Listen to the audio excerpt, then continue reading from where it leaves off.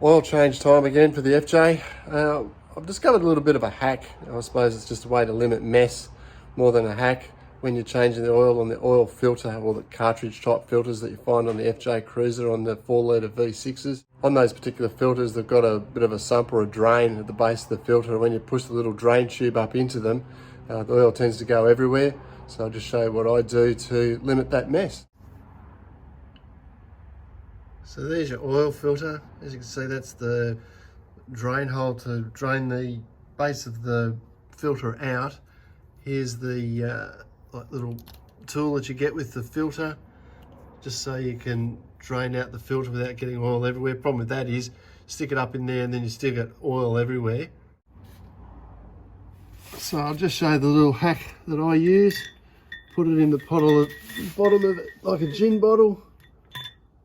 Stick it up in there, just give it a push, and then you get all the oil straight into the bottle.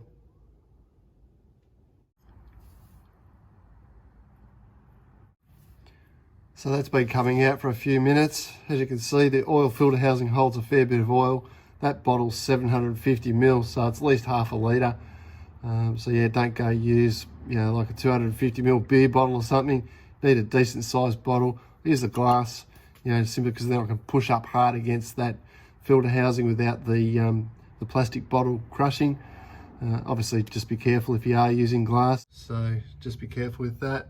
Obviously, make sure the oil's cool, or the engine's cool, and dispose of your oil responsibly. I'm pretty lucky because the local recycling centre actually does it for free for me. So yeah, it's not a bad little hack for you guys.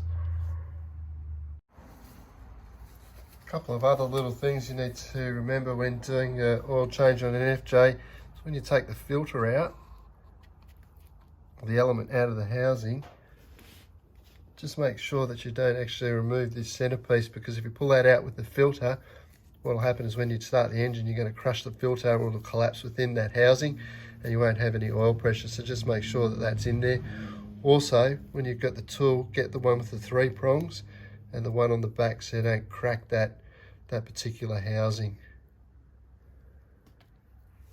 What I like to do also is fill the oil housing with oil